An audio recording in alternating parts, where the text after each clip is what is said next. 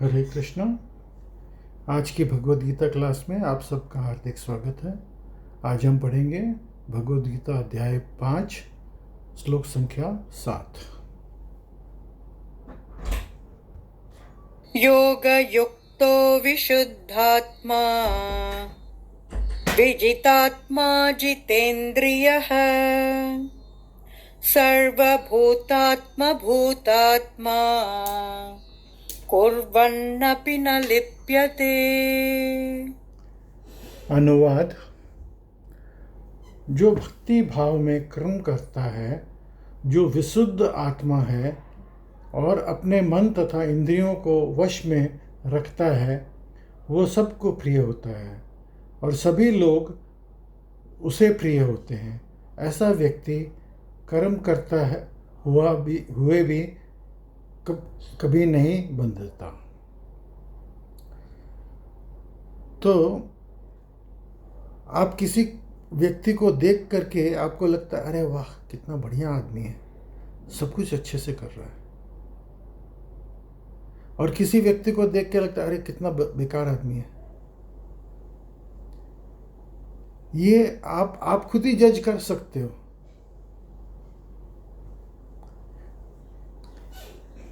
तात्पर्य पढ़ेंगे श्रील प्रभुपाद द्वारा।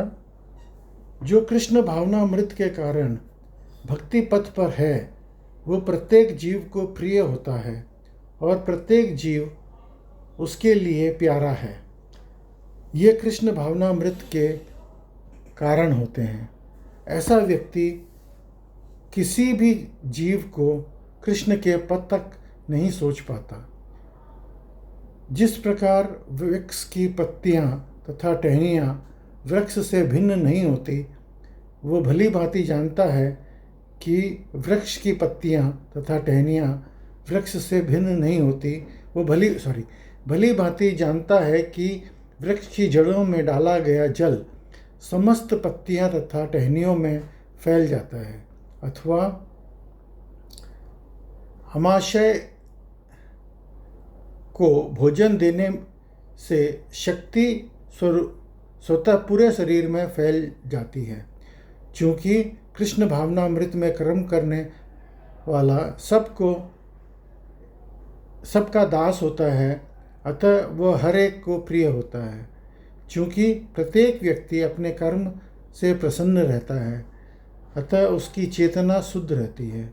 क्योंकि उसकी चेतना शुद्ध रहती है, अतः उसका मन पूर्णतया नियंत्रण में रहता है।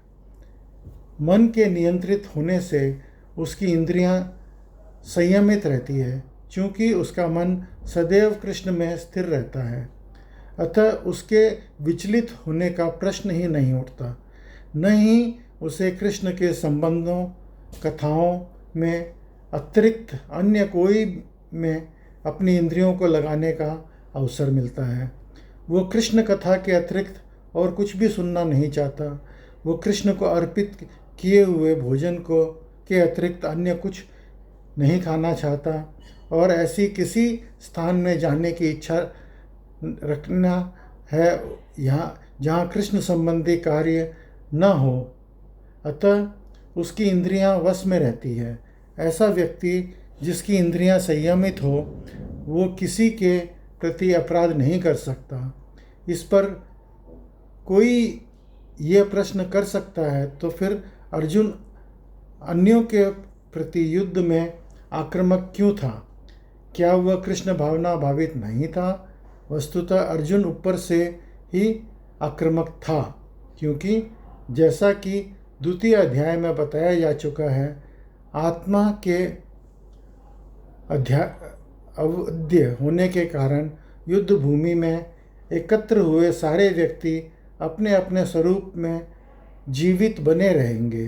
अतः आध्यात्मिक दृष्टि से कुरुक्षेत्र का युद्ध भूमि में कोई मारा नहीं गया। यहाँ पर स्थित कृष्ण की आज्ञा से केवल उनके वस्त्र बदल दिए गए हैं। अतः अर्जुन कुरुक्षेत्र की युद्ध भूमि में युद्ध करता हुआ भी वस्तुतः युद्ध नहीं कर रहा था। वह तो पूर्ण कृष्ण भावनामृत में कृष्ण के आदेशों का पालन मात्र कर रहा था। ऐसा व्यक्ति कभी कर्म बंधन से नहीं बनता। तो कोई पूछ सकता है कि अर्जुन ने युद्ध क्यों किया? क्योंकि वो भगवान की आज्ञा थी, और पहले ही भगवान बोल चुके हैं, देहिनोऽस्मिन् यथा देहे, कि हम देह के अंत में हम वापस से दूसरे वस्त्र पहन लेते हैं। तो अर्जुन ने किसी का वध नहीं किया। ये जो वध किया वो वापस से खाली वस्त्र बदली हो गए और उनको नया जीवन मिल गया। और भगवान की आज्ञा से उसने जो भी कुछ किया वो भगवान की आज्ञा से किया, इसलिए वो कर्म बंधन में नहीं फंसा। अगला श्लोक पढ़ेंगे। नैव किंचित् करोमीति युक्तो मन्येत तत्त्ववित् पश्यन् शृण्वन् स्पृशन् जिघ्रन् अश्नन् गच्छन् स्वपन् श्वसन् प्रलपन् विसृजन् गृह्णन् उन्मिषन् निमिषन्नपि इन्द्रियाणीन्द्रियार्थेषु वर्तन्त इति धारयन्। अनुवाद। दिव्य भावनामृत युक्त पुरुष देखते, सुनते, स्पर्श करते, सूंघते, खाते, चलते फिरते, सोते तथा श्वास लेते हुए भी अपने अंतर में सदैव यही जानता रहता है कि वास्तव में वो कुछ भी नहीं करता। बोलने, त्यागने, ग्रहण करने तथा आँख खोलने बंद करते हुए भी वह जानता रहता है कि भौतिक इंद्रियां अपने विषयों में प्रवृत्त है और वह इन सब से पृथक है। तो यहाँ पे भगवान जो है ये समझा रहे हैं कि एक आदमी को किस तरह से जीवन व्यतीत करना चाहिए। न तो उसे किसी चीज़ में लिप्त होना चाहिए, न उसे अपने आप को कर्ता समझना चाहिए। इसी अध्याय के अंत में भगवान बोलेंगे, भोक्ताराम यज्ञ तपसम। अभी वो आएगा कि मैं ही सर्वलोक का महेश्वर हूँ, मैं ही सभी चीज़ का भोक्ता हूँ। तो हम भोक्ता नहीं हैं। ये चीज़ अगर हम जान लें और हम अपना कर्म करें तो हम कभी भी कर्म बंधन में नहीं फंसेंगे। तो जो कर्म बंधन का जो अध्याय है वो यही है कि हमको ये सोचना है कि हम भगवान के दास हैं और हम जो भी कुछ कर रहे हैं वो भगवान की आज्ञा से कर रहे हैं। तात्पर्य पढ़ेंगे। चूँकि कृष्ण भावना भावित व्यक्ति का जीवन शुद्ध होता है, फलत उसके निकट तथा दूरस्थ 5 कारणों कर्ता, कर्म, अधिष्ठान, प्रयास तथा भाग्य पर निर्भर किसी कार्य से सुख लेना देना नहीं रहता। इसका कारण यह है कि वह भगवान की दिव्य सेवा में लगा रहता है। यद्यपि ऐसा प्रतीत होता है कि वह अपने शरीर तथा इंद्रियों से कर्म कर रहा है, किंतु वह अपनी वास्तविक स्थिति के प्रति सचेत रहता है, जो कि आध्यात्मिक व्यस्तता है। भौतिक चेतना में इंद्रियां इंद्र तृप्ति में लगी रहती है, किंतु कृष्ण भावनामृत में वे कृष्ण की इंद्रियों को तुष्टि में लगी रहती है। अतः कृष्ण भावना भावित व्यक्ति सदा मुक्त रहता है, भले ही वह ऊपर से भौतिक कार्यों में लगा हुआ दिखाई पड़े। देखने तथा सुनने के कार्य ज्ञानेंद्रिय के कर्म हैं, जबकि चलना, बोलना, मल त्यागना आदि कर्म इंद्रियों के कर्म हैं। कृष्ण भावित व्यक्ति कभी भी इन इंद्रियों के कार्यों में प्रभावित नहीं होता। यह भाग्यत सेवा के अतिरिक्त कोई दूसरा कार्य नहीं कर सकता, क्योंकि उसे ज्ञात है कि वह भगवान का शाश्वत दास है। इसे मैं एक एग्जाम्पल से समझाता हूँ। एक आदमी फिल्म देखने गया, तो वो बालकनी में खड़ा था। उसने देखा नीचे 3 व्यक्ति और बैठे थे, पिक्चर देख रहे थे स्टॉल में। तो वो तीनों व्यक्ति एक जैसे दिख रहे थे, तो वो देख रहा था कि भाई ये तो तीनों एक जैसे ही हैं। तो अब जो है, अब एक एक व्यक्ति के मन की बात समझने की कोशिश करते हैं। पहला व्यक्ति जो है, जो नीचे बैठा हुआ है, वो तो एकदम जो है उस फिल्म के अंदर एनग्रॉस्ड है। जैसे अमिताभ बच्चन की पिक्चर थी, अमिताभ बच्चन घोड़े पे दौड़ रहा था, तो वो भी दौड़ रहा था, टकबक टकबक टकबक टकबक, वो भी घोड़े पे दौड़ रहा था। तो वो एकदम फिल्म में ओतप्रोत था। दूसरा व्यक्ति वो सोच रहा था ये क्या है, ये सब माया है, ये सब झूठ है, लेकिन अभी मैं यहाँ पे मनोरंजन के लिए आया हूँ, अभी मैं इतना पैसा खर्चा करके मैंने टिकट खरीदी है, तो मैं पिक्चर देख लेता हूँ और 3 घंटे बाद जब पिक्चर ख़त्म होगी, अभी तो एंजॉय कर लेता हूँ, बाद में जाकर के मैं अपना जो भी कार्य है वो करूँगा। तो अंदर के मन की भावना। और तीसरा व्यक्ति वो ये सोच रहा है कि मैं यहाँ पे क्या कर रहा हूँ, मैं अपना समय बर्बाद कर रहा हूँ, ये तो एकदम ही बकवास है, मेरा समय बर्बाद हो रहा है, मैं यहाँ पे क्यों आगे बैठूँ, मैं यहाँ पे इतना देर भी क्यों, 3 घंटे भी क्यों बैठूँ। वो उठ करके वहाँ से चला जाता है। तो ऊपर में जो खड़े हुए व्यक्ति था, उसको तो वो तीनों एक जैसे ही दिखते हैं। तो कहने का तात्पर्य ये है कि जो भक्तगण हैं वो भी जो है साधारण व्यक्ति के तरह ही दिखते हैं, साधारण व्यक्ति की तरह ही काम करते हैं, साधारण व्यक्ति के तरह ही खाना पीना रहना सोना सब कार्य करते हैं, लेकिन वो जो है कृष्ण भावना भावित भावना में ओतप्रोत हैं। वो अपने हर कार्य के अंदर कृष्ण को जोड़ देते हैं। यही जीवन की असली शैली है, यही जो है हमको स्थित प्रज्ञ बनाती है।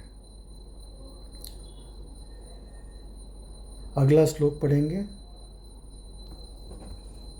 ब्रह्मण्याधाय कर्माणि संगं त्यक्त्वा करोति यः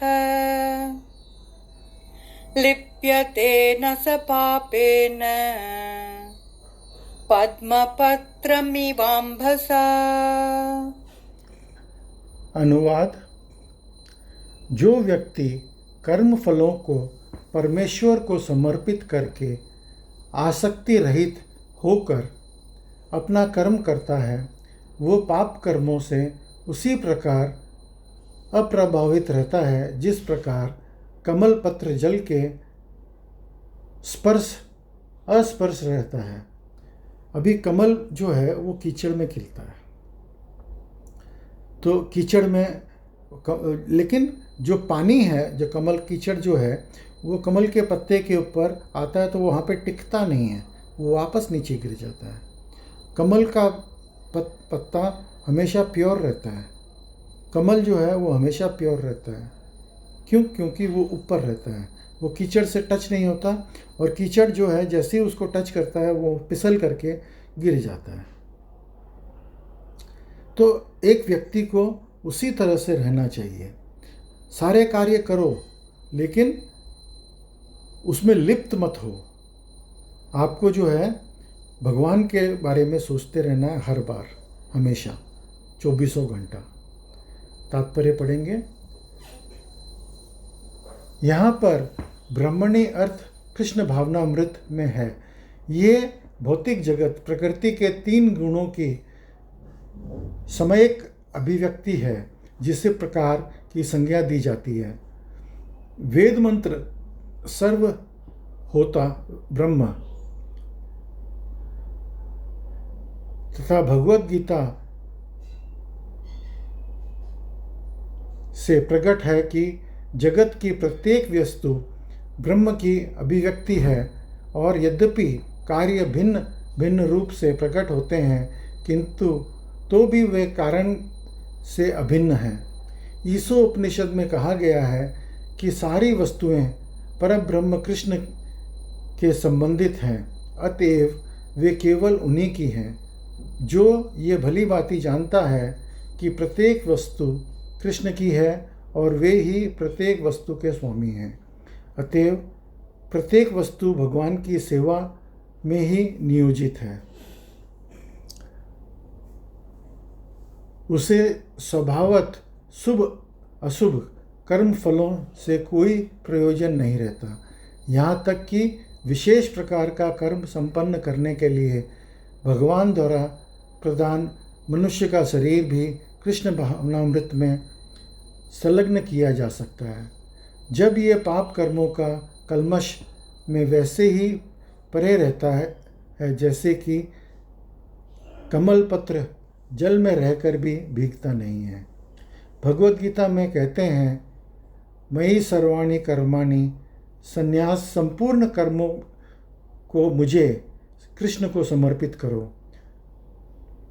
तात्पर्य ये है कि कृष्ण भावनामृत विहीन पुरुष शरीर एवं इंद्रियों को अपना स्वरूप समझकर कर्म करता है, किंतु कृष्ण भावना भावित व्यक्ति यह समझकर कर्म करता है कि यह देह कृष्ण की संपत्ति है, अतः इसे कृष्ण की सेवा में प्रवृत्त होना चाहिए। अब हम जो माला करते हैं, भगवान का नाम का जाप करते हैं, वो एक तरह का यज्ञ है। अभी हमने जो है, हमारे पास 2 कान हैं। ये दोनों कान जो हैं ये यज्ञ कुंड के जैसे हैं। जब हम यज्ञ करने बैठते हैं तो जो घी है वो हम लोग यज्ञ कुंड के भीतर डालते हैं, एकदम बीचों बीच। इधर उधर डालते हैं तो वो यज्ञ में फलित नहीं होता।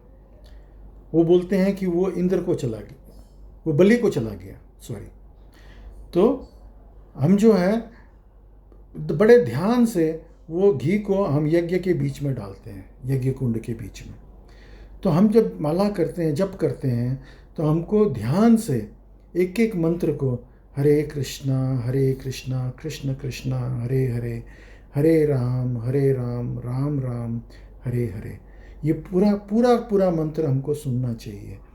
जब हम इस तरह से मंत्र को सुनेंगे, हम जब इस तरह से जाप करेंगे, तो हम जो है, हमारा ध्यान जो है कृष्ण में केंद्रित हो जाएगा और फिर हम जो भी कार्य करेंगे वो कृष्ण भक्ति ही होगी। हमको अपना ध्यान केंद्रित करना, मन त्रायते मंत्र, मन को जो है वश में रखने के लिए मंत्र का जाप बहुत ज़रूरी है। अगर मंत्र का जाप करेंगे तो ही हम मन को बस में रख सकेंगे, तो ही हम ये कृष्ण भावना भावित कार्य कर पाएंगे। हर कार्य को हमको कृष्ण भावना भावित करना है, तो यही इस का उद्देश्य है, इस जीवन का उद्देश्य है। तो आज की क्लास में आप सब सम्मिलित हुए, उसके लिए बहुत बहुत धन्यवाद। हरे कृष्णा।